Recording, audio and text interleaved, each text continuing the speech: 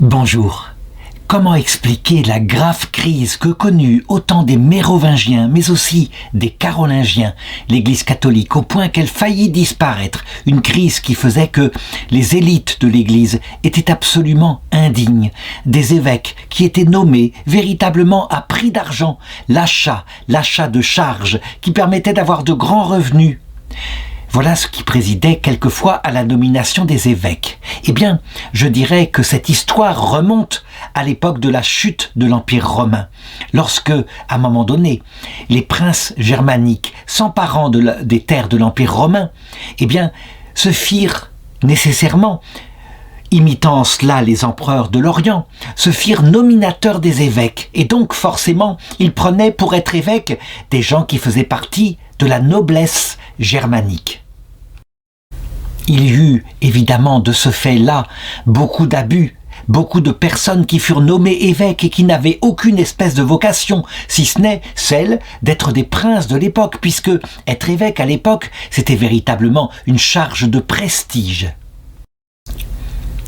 Et cette tradition demeura au point que la dégradation se faisait jusqu'à ce que le pape Saint Grégoire VII ne réforme l'Église. Mais ça, ce sera au XIe siècle. Je m'arrête là. Je voudrais montrer quelquefois qu'il y a eu des exceptions, et en particulier Saint Héry, évêque de Verdun, qui fut évêque à partir, on peut le dire, de l'âge de 35 ans, jusqu'à sa mort en 591 après Jésus-Christ. D'ailleurs, rien que son nom démontre son origine qui fut véritablement champêtre, puisque le nom latin c'était Agericus, ce qui se transforma en français à Héry, et ce qui veut dire en fait le champêtre, celui qui vient des champs. Qu'est-ce qui fit qu'il devint célèbre d'abord? Eh bien, une aventure qui lui arriva alors qu'il était tout petit, ou plutôt qu'il était en train de naître. Sa mère était une paysanne, elle était au terme de sa grossesse, et voici que, tout d'un coup, elle fut prise, alors qu'elle travaillait au champ, par les secousses de l'enfantement. Or, et ce fut un hasard fantastique, voici que le roi Thierry, le roi d'Austrasie, était en train de passer sur le chemin vicinal qui passait auprès des champs. Il entendit les cris de la mère, il envoya son médecin personnel, et c'est ainsi que le bébé naquit. Ce qui fit que, immédiatement, puisqu'on le baptisa, comme c'était la coutume à l'époque, il ne fallait pas que les enfants meurent sans le baptême. On pensait qu'ils allaient dans l'enfer éternel, dans une sorte d'enfer, avec de la souffrance. C'était la traduction de saint Augustin, qu'on appelait aussi les limbes. Et ce n'était pas à cause d'un péché personnel, c'était à cause du péché originel. Saint Thomas d'Aquin, 1000 ans plus tard, dira « Ils ne peuvent pas souffrir, c'est impossible, ils n'ont rien commis de personnel. » Oui, mais saint Augustin disait « Ils souffrent forcément, leur âme est faite pour voir Dieu, et ils ne le voient pas, ils sont morts trop tôt, ils n'ont pas été renouvelés par le baptême. » Nous savons que cette théorie est maintenant rejetée par l'Église, que le salut sera proposé à tout homme. C'est une obligation, c'est évident. Le Christ n'est pas mort sur la croix pour ainsi déterminer le salut de certains par des affaires de hasard. Toujours est-il que Thierry Ier, flatté d'avoir ainsi aidé une brave paysanne, fut le parrain du baptême, et il fut baptisé ce jour-là sous le nom donc d'Agericus. Agericus, c'est un nom à connotation latine. Oui, il faut savoir que lorsqu'il naquit en 517, l'Empire romain d'Occident était tombé officiellement depuis 474. C'est-à-dire depuis moins de 50 ans. Et en réalité, les contemporains ne s'étaient pas vraiment aperçus de la chute de l'Empire romain, sauf qu'il n'y avait plus d'empereur à Rome. Ça, c'était un fait. Le dernier empereur était un enfant, Romulus Augustule, et les tribus germaniques s'étaient emparées du pouvoir, mais en ce qui concernait la population, en particulier en Gaule, du côté de Verdun, qui était majoritairement latinisé, on continuait ainsi de parler la même langue, tandis que les seigneurs, ceux qui dominaient la région, étaient 5% de la population. C'étaient les guerriers germaniques. Les rois des Francs, en ce qui concerne la Gaule, s'étaient emparés du pouvoir et ils se transmettaient le pouvoir de génération en génération. Les seigneurs faisaient pareil, mais avec une règle, à savoir l'égalité entre les enfants, ce qui faisait très souvent que les guerres régnaient entre seigneurs et c'était une vraie misère. Toujours est-il que cet enfant-là grandit, et parce que son parrain était un roi, le roi d'Austrasie, Thierry Ier, eh bien, il reçut une éducation, peut-être parce que le roi, justement, veilla à ce que son filleul soit bien élevé.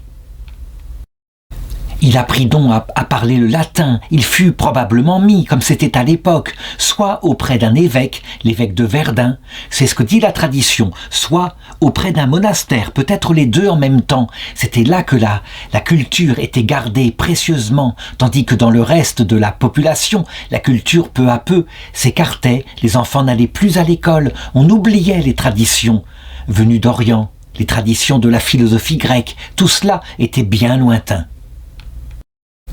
Vers 547, on dit que Héry, donc, décida d'entrer dans l'état ecclésiastique. Et c'était chose que tout le monde lui avait conseillé parce qu'on voyait bien. Il était très sage, très prudent, mais aussi très humble. Il se souvenait de son origine paysanne.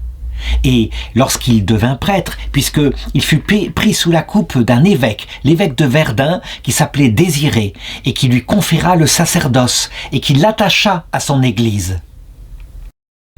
À peine avait-il été ordonné, donc vers l'âge de 34 ans. Voilà que l'évêque Désiré, l'évêque de Verdun, mourut. Et à cette époque-là, voilà comment se faisait la nomination des évêques.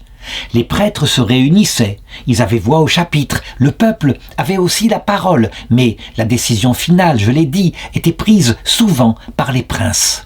Eh bien là, le peuple fut unanime, mais pas seulement le peuple, le clergé aussi, pour désigner Héry, qui venait d'être prêtre, pour le désigner pour être évêque.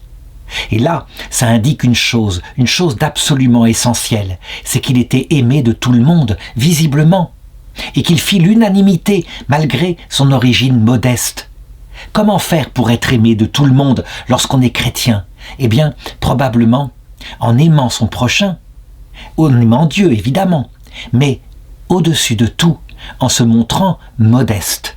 La modestie, c'est véritablement source de bien, je dirais, de bienfaisance de la part des autres, parce que de cette façon-là, eh bien, ils admirent. En effet, la vanité est partagée, je dirais, principalement par nous. C'est le vice le plus partagé par les hommes. Chaque homme se croit supérieur aux autres, et donc, quand quelqu'un est suffisamment modeste pour se mettre au-dessous des autres, pour mettre les autres au-dessus de lui, alors il est apprécié. On pourrait dire, il fit ça par ruse, parce que quand on connaît la psychologie humaine, alors on se montre modeste, on se met en arrière, et du coup, on nous met en avant. Mais lui, non, ce n'était pas par ruse. Il y eut bien des gens intelligents qui réussirent à se faire nommer évêque par cette ruse. Mais lui, il était vraiment humble. Lorsque donc il devint évêque, en 551, il resta humble, et il se posa maintenant défenseur du droit d'asile face à la barbarie des rois. Qu'est-ce que ça signifiait? Eh bien, quand un roi de l'époque, un roi mérovingien, avait une dent contre un sujet qui s'était mal comporté, ce sujet souvent courait dans une église et prenait, comme dans l'Ancien Testament, la corne de l'autel. On ne pouvait normalement pas l'atteindre. Mais évidemment, certains rois se moquaient tout à fait de cette tradition. Ils envoyaient un guerrier, ils ne le faisaient pas eux-mêmes, et la personne était massacrée quelquefois même dans l'église. Eh bien, saint Héry prit sur lui, au risque de sa vie, de défendre ce droit d'asile. Et ce droit d'asile, d'ailleurs, fut confirmé par la suite par des conciles, comme le concile d'Orléans. Ça, il faut le reconnaître, c'était une attitude de la part de l'évêque de Verdun, une attitude très courageuse, très noble, ce qui fait que saint Grégoire de Tours, l'historien, celui qui, désespéré, a écrit toute son époque, avec les rois qui se massacraient entre eux, des reines comme, par exemple, Brunehaut, qui après avoir toute sa vie intrigué pour mettre ses fils sur les trônes, fut à un moment donné attrapé par un roi rival. le fils de la reine Frédégonde est massacré durant 3 jours, je dirais avec sadisme par les soldats qui se comportaient comme un chat avec une souris avant de l'attacher à un cheval lancé au galop, et son cœur fut, je dirais, déchiqueté. Elle était vieille, elle avait 71 ans. Le pauvre Grégoire de Tours racontait cette barbarie, et lorsque il remarqua cet évêque Héry, remarquable de douceur, d'humilité, alors il se fit son chantre, et pas seulement lui, Saint Venance Fortuna, le poète venu d'Italie, qui fut converti par Sainte Radegonde, une reine mérovingienne, qui elle aussi, se tournait vers Dieu, adoucit la barbarie de son mari.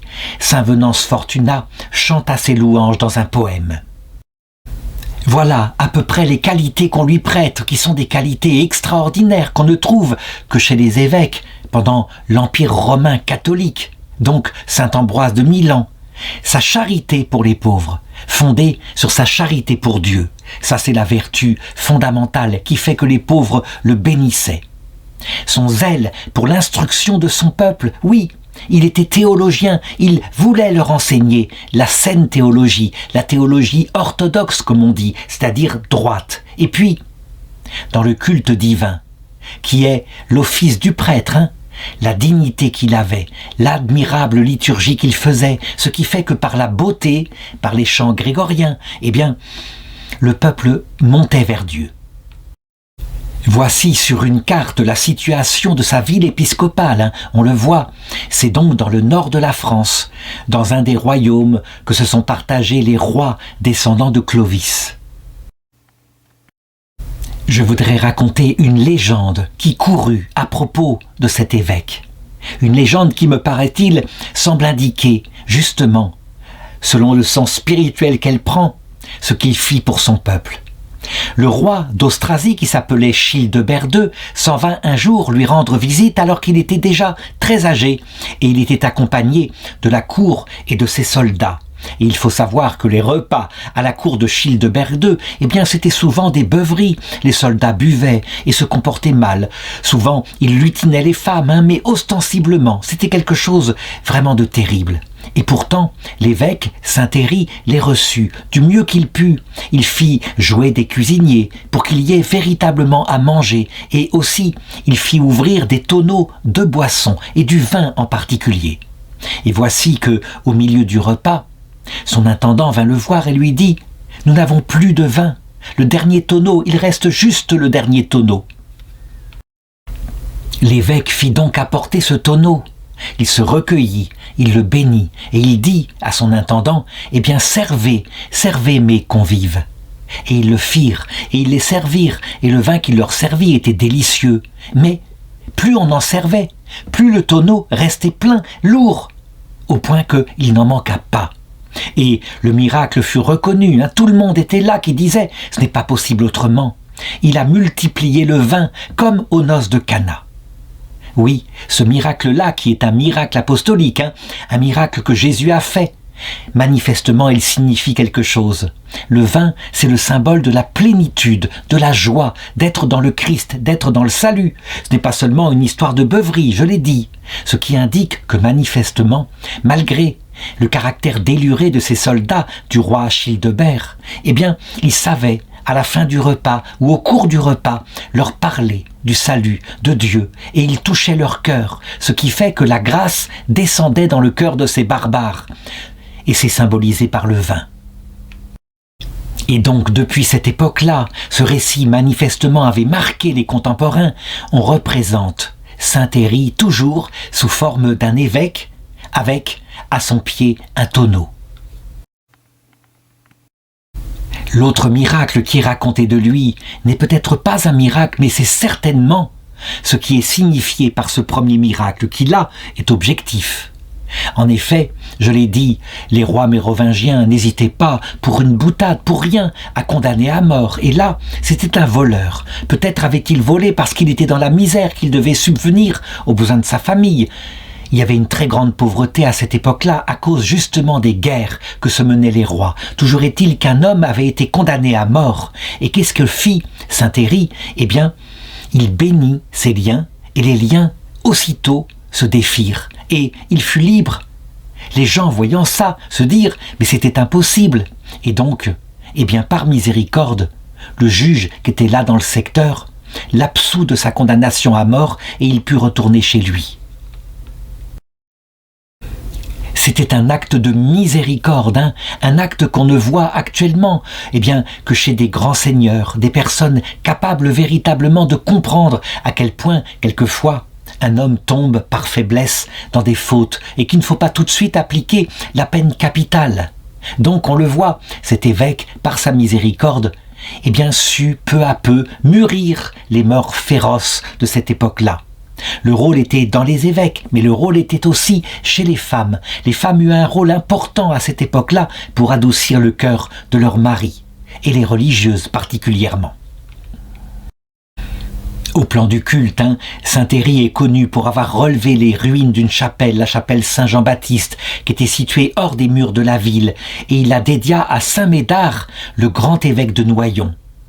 Et peu après, par une révélation divine, du coup, parce que Dieu lui faisait confiance, lui fut révélé l'endroit où étaient les corps de grands saints, Saint Maur, Sainte Salvia et Saint Arateur, et il trouva leurs corps. Et du coup, à cette époque où les reliques étaient fort importantes, parce que les gens avaient besoin de choses sensibles pour marcher vers Dieu, il établit des sanctuaires, et ces sanctuaires furent fort célèbres. Il mourut finalement à l'âge de 71 ans, le 1er décembre de l'an 588. Il fut enterré dans la chapelle Saint-Martin qu'il avait lui-même fait restaurer et obligatoirement, les successeurs changèrent le nom de la chapelle et l'appelèrent la chapelle Saint-Héry. On garda ensuite des reliques, mais pas seulement des reliques comme ces os, une cuillère de table en bois avec un manche assez long orné de quelques petits clous d'ivoire, 2 couteaux avec des manches d'ivoire gravées. Sans doute à cause du souvenir de ce repas qu'il offrit aux soldats de Childebert et de la multiplication du vin. Comment conclurais-je cette histoire en disant que Saint Héry manifestement est très oublié, très peu connu, mais que s'il a de son vivant multiplié le vin, c'est-à-dire la grâce de Dieu dans le cœur, alors du haut du ciel, quand on a besoin de lui, de son intercession pour obtenir la grâce, le don du Saint-Esprit sur quelqu'un qui peut-être doute de la réalité de Dieu, c'est lui qu'il faut probablement prier.